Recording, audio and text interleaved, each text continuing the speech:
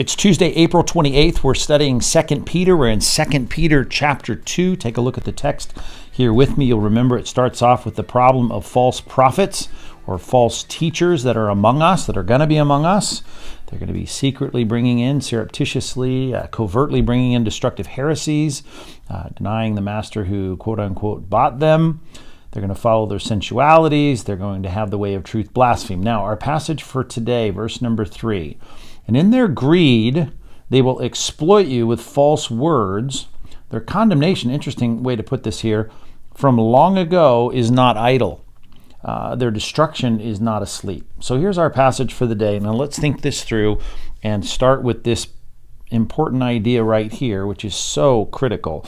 And I guess 3 times in a row, I want us to at least remember this, which I hope is now becoming a familiar Micah 3:5 passage, just to deal with and underscore this problem of greed and false teachers. They go hand in hand throughout the Bible. Balaam in the book of Numbers, and Balaam as it's referenced in Jude, a parallel passage to this in many ways, parallel. The ideas of false teachers connected to someone who's trying to do it for hire, who's trying to do it for the sake of money. Classic text here, of course, regarding the false prophets leading people astray. They'll give you a good message as long as it pays. That's the idea, something to eat. They're not real interested in giving you good words from the platform or the pulpit if you are not going to put anything in the offering plate. So there's the idea of the greed that drives all this. Now, think about the prophets, the true prophets and the false prophets. You had the priest Eli in our daily Bible reading not too long ago, where the sons were all about themselves and greed. And I mentioned this, but I thought we'd look at it here in 1 Samuel chapter 8.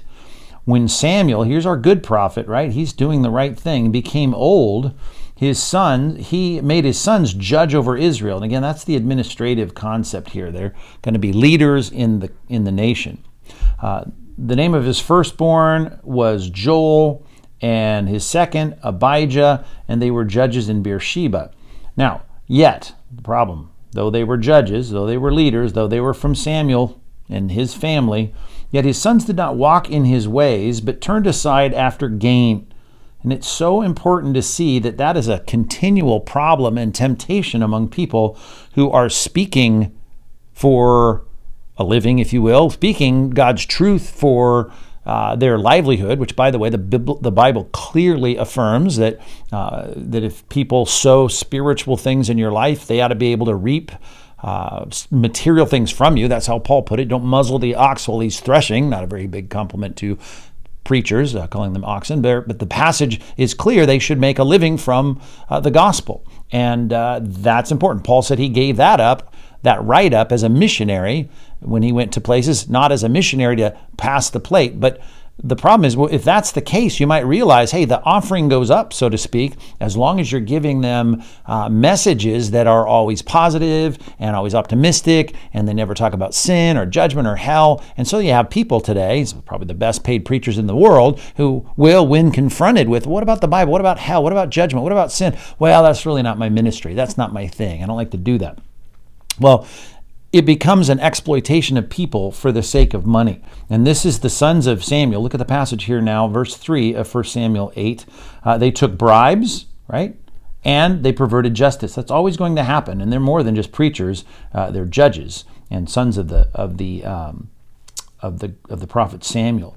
And all the elders, the leaders of Israel, gathered together. They came to Ramah, and they were going to then request the king. And that starts in chapter 8, if you know this passage, the pivotal point when they're asking for a king instead of having God directly rule over them through the prophets and them dealing with God through the priests. All of that theocracy turns to a monarchy, which was part of God's plan, obviously, as we said in our daily Bible reading, but was there as a rejection of God. In part, you can look at the sons of Samuel, who were bad leaders in terms of the kinds of leaders in Israel that you might have as spiritual advisors without a king.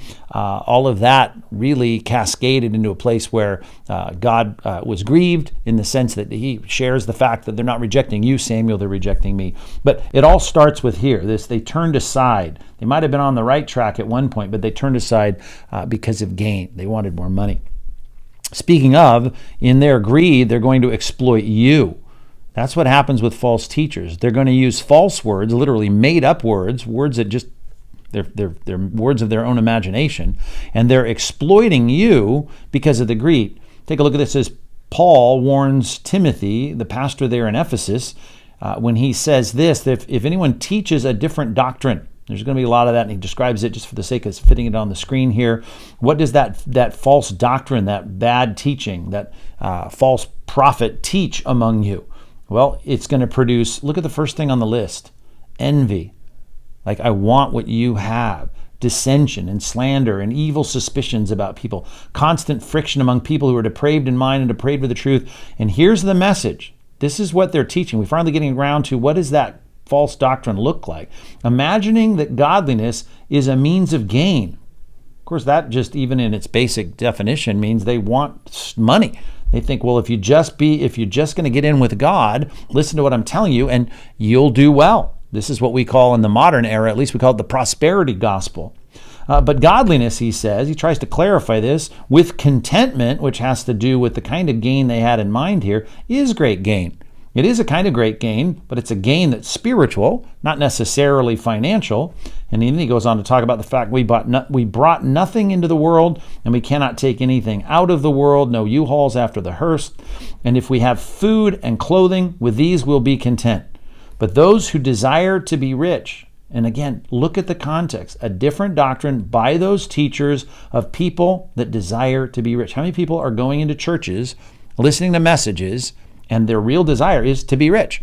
And the problem is they fall into all kinds of temptation, and the temptation in this passage is false teaching, false doctrine. The desire to be rich, they fall into temptation. It becomes a snare for them, and there's a lot of senseless and harmful desires. That's the problem. Their desire for material things that plunge people into ruin and destruction because, now here's the famous line, the love of money is a root of all kinds of evil. Now, you've heard it quoted before, the love of money, right? The love of money is evil, is all kinds of evil. But that's not what the text says. It's the love of, money, you've heard say, is the root of all evil. There's the phrase that you hear. And I'm just clarifying in the passage, it's the root of all kinds of evil. Because, that's literally what the text reads, because people are wanting material things, as we all naturally want nicer things, right? I'd rather have a nice, whatever it might be, nicer car, rather than a junker car. But when that desire takes hold and starts then to give me a palate for a particular kind of teaching or preaching, then we become exploited. And that's really the warning in the passage. We're hoping Peter's speaking to the people about false teachings. And he says, don't be exploited by their false words, because you can, in a desire, look at the passage again, they desire to be rich, right? We got to be careful with that. We all desire better things, rather have a better, whatever it might be, than a bad whatever it might be, whether it's a house or a car or clothes or shoes or whatever. But we can't have that be the thing that drives us. There can't be a desire. It can't be that desire to have more, that craving. And there's a lot of teaching out there that'll make you envious and want to have all of these things, and it opens you up for exploitation. Jesus said that. And so this is the warning for us, right? If I don't want to be exploited here, someone said in the crowd, "Teacher, tell my brother to divide the inheritance with me." Now, there's nothing wrong with that. I want to settle the issue of what my parents left, and I don't want my brother ripping me off. There's the picture. But he said, man, who made me a judge or arbiter over you? In other words, if you come to me for a financial arbitration, that's not what I'm here for. And then he says this, even that you're so tied up about this, not that you shouldn't seek equity in a financial situation, but he says, take care, be careful, and be on guard against all covetousness or greed. And again, that's a 10th commandment, right? You can look at other people's stuff and say, I got to have that. For one's life does not consist of the abundance of his possessions, although that's the deception, is it not? That we want more stuff and we think, man, really, we're going to have real life if that's the case. And then he told them a parable saying, the land of a rich man produced plentifully. And on we go in this text about a guy who builds all these silos and, says, oh, now I can finally kick back and enjoy everything. And God takes his life that night and God calls him a fool, you fool. Who's going to get all this stuff that you prepared. That is a classic biblical principle of, listen, it's not about this life. It's not about all this stuff. That should not be your driving passion. And if it is, it sets you up for this, an exploitation from false teachers. And guess what they want out of you? They're greedy for your money, and then they want to exploit you, and they're going to do it with false words. And it's usually about you being rich and you being wealthy or healthy, wealthy. Those are the kinds of things we see so often. Now, this last phrase here is interesting. There's two parts to it. It's actually a Hebrew parallelism, at least that from Hebrew rhetoric, because obviously it's New Testament Greek words here. But it talks about the fact that something here, the condemnation is not idle, and their destruction, right, is not asleep. Well, destruction, does it ever sleep? And destruction or condemnation, is it idle? Well, the idea here, condemnation and destruction, idle and asleep, it's what we would, let's start with this, it's a personification of these things. Condemnation and destruction, they don't ever slow down or sleep. But it says here, like in Proverbs chapter 8, we personify things like we do with wisdom in the book of Proverbs so often. Does not wisdom call? Does not understanding raise her voice? Wisdom and understanding raising her voice? They don't have a voice, right? On the heights beside the way, at the crossroads, she takes her stand. Well, wisdom doesn't stand up. Beside the gate in front of the town, at the entrance of the portal, she cries, right? To you, O men, I call. My cry is to the children of men, O simple ones, learn prudence, O fools, learn sense. Hear, for I will speak noble things, and from my lips will come what is right. Those are the personification, making this concept out to be something that is personal, that is a thing, personified. No, not a thing, but a person, like a person that needs to, get going, and a person that needs to either sleep or not be asleep. So that's to get us thinking in a rich way about the idea of this judgment that's coming. And it is a latotes, this idea here, it's a Greek word, is what's happening here in the sense that it's stated as a negative. These are both negative concepts, usually are double negatives. In a latote, it's to affirm something by an understatement, like when I might say, look at my shoes, my new shoes. Not bad, eh? Not bad, huh? Not bad. Not bad, double negative, and it's trying to get you to think about how good it really is. And in this case, the condemnation is not idle. That means their condemnation is revving up. And I just use this because this idea of rhetorical devices sometimes is helpful in us understanding the full weight of a passage like this. So condemnation is revving up and the destruction is not sleeping. That means it's awake. I mean, it might be tying its shoes, but destruction and condemnation is coming, which is what the context is going to be all about. The false teachers and their greedy doctrines, all of that is going to be judged. And it's not like the judgment is just not coming. This judgment, like a person, like a bruiser, like a bouncer, is coming, and it's not sleeping, and it's watching, and it's on the way.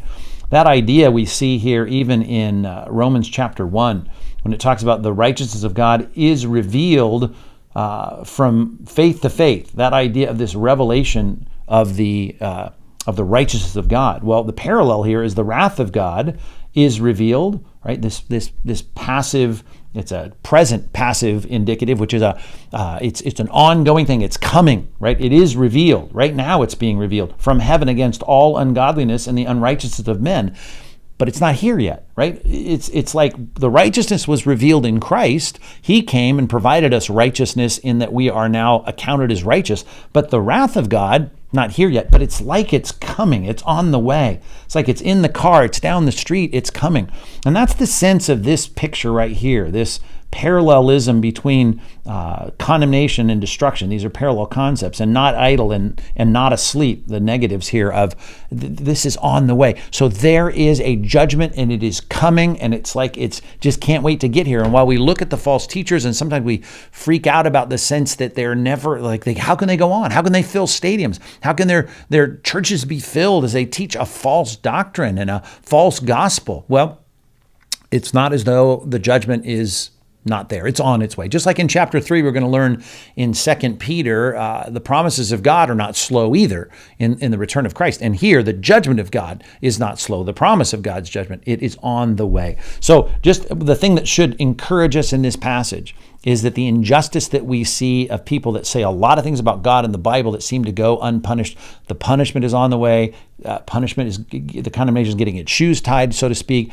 And as the latotes tries to illustrate in a personified way. It's coming. It's strong. It's revving up, and it will soon be here. And much more on that as we look at some examples from the past that are to give assurance to the audience that Peter is writing, to let them know that we ought to fear the judgment of God. We ought to never be exploited by false teaching. We ought to be careful to know God's word and live by it.